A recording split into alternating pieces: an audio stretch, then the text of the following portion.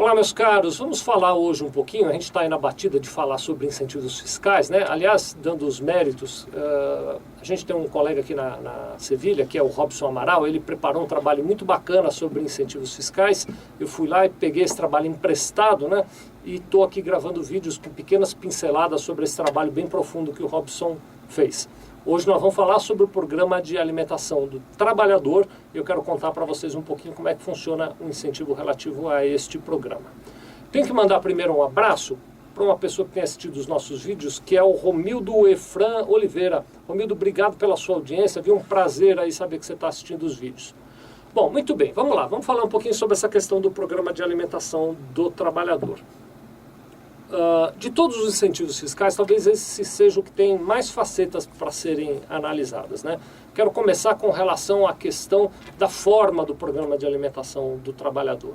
As empresas podem optar por diversas maneiras de ter um programa de alimentação do trabalhador. Quer ver só? Por exemplo, a primeira maneira é aquela empresa que tem um refeitório próprio e prepara a comida dos seus trabalhadores naquele refeitório e os trabalhadores vão até lá e se servem.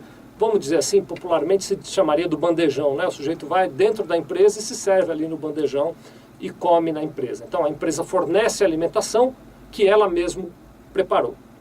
Uma variante dessa questão é a empresa que não tem o refeitório próprio, mas que contrata uma empresa qualquer de alimentação para trazer a comida até o seu local de trabalho. Então os trabalhadores vão lá, também encontram o bandejão, só que em vez da comida ter sido feita lá na empresa, foi feito fora e foi trazida para ser apenas servida ali na empresa. Esse também é uma forma de programa de alimentação do trabalhador. Quer ver outra maneira do programa de alimentação do trabalhador? É aquela questão do vale-refeição, seja ele em papel, seja ele hoje em dia, acho que quase todos já são em cartões eletrônicos, né? Então quando a empresa dá uma verba para que o seu trabalhador possa comer num restaurante qualquer na rua e tal, ainda que o trabalhador eventualmente não use para isso, ainda que o trabalhador traga a marmita e use aquele dinheiro para outra coisa, não importa, mas se a empresa deu um dinheiro para ajudar o trabalhador na sua alimentação, isso também pode se caracterizar como um programa de alimentação do trabalhador. Outra maneira também é a entrega de cesta básica. Há empresas que compram a cesta básica e distribuem para os seus funcionários, seja dentro da empresa, né? Então, as cestas vêm até aqui, a gente entrega para os trabalhadores, ou seja, entregando a cesta diretamente na casa de cada um dos trabalhadores, isso também pode se caracterizar como um programa de alimentação do trabalhador. Então, primeiro tem várias formas, você já viu que tem várias maneiras. Sempre que a empresa apoia o trabalhador no seu custo com a alimentação, a gente pode considerar que isso pode ser encaixado no programa de alimentação do trabalhador.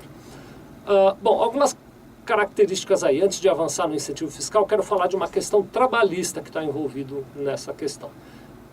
A empresa pode, por exemplo, dar um incentivo financeiro para o trabalhador, né? Por exemplo, aqui na Sevilha a gente tem um vale-refeição que a pessoa tem num cartão magnético. É isso, né, Felipe?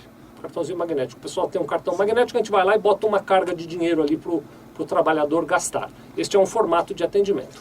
Um formato que eu não recomendo, e quero deixar isso claro porque pode envolver riscos trabalhistas, é dar o dinheiro para o trabalhador se alimentar. Isso não é um formato recomendável. Ou você usa uma dessas empresas de vale-refeição, ou você usa a cesta básica, usa um outro formato qualquer.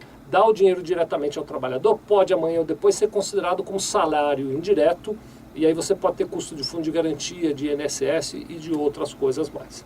Outro detalhe a respeito do programa de alimentação do trabalhador é que o trabalhador precisa arcar com parte do custo, para que isso não seja considerado como salário indireto.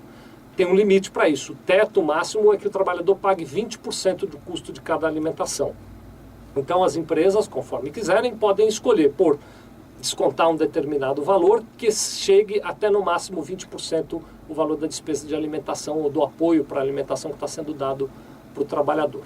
Outra característica importante que a gente tem com relação a isso é o seguinte, é que aquelas empresas que são optantes do lucro real, além dos outros benefícios, quais são esses benefícios que todas as empresas que concedem algum tipo de apoio de alimentação ganham? Você ganha o benefício de ter um funcionário motivado, você ganha o benefício de conseguir atrair talentos melhores, você ganha até mesmo o benefício de conseguir uma projeção melhor para a marca da sua empresa diante dos funcionários e das suas famílias. Então você sempre ganha com isso.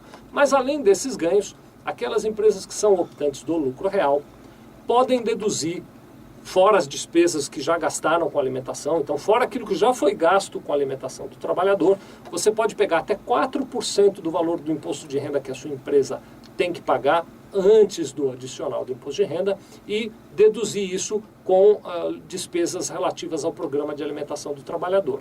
Então, vamos dar um exemplo bem prático aqui. Você gastou 100 mil reais no ano com a alimentação dos seus trabalhadores, tá bem? Deixa esse número guardado. Aí você vai lá, termina o ano, calcula o quanto você tem de imposto de renda a pagar. Digamos que a tua empresa tenha de imposto de renda a pagar 100 o adicional, vamos dizer que tem aí 200 mil reais de imposto de renda para pagar, muito bem. 4% disso são 8 mil reais. Como você gastou 100, você gastou muito mais do que 8, você pode deixar de pagar 8 mil reais desse imposto de renda porque você está inscrito no programa de trabalhador e porque você teve, obedeceu o limite de 4% para dedução. Então, de maneira resumida, a história é essa. Além de todos os outros benefícios, aquela empresa que opta pelo lucro real, ao seguir as regras do programa de alimentação, que hoje eu não tratei de todas, dei uma rápida pincelada aqui, mas quando ela segue essas regras, ela pode pegar 4% do imposto a pagar, imposto de renda antes do adicional, e deixar de pagar esses 4% porque ela investiu em alimentação dos seus trabalhadores. É uma maneira bacana e inteligente da empresa ter algum tipo de benefício fiscal, não é mesmo? Muito obrigado.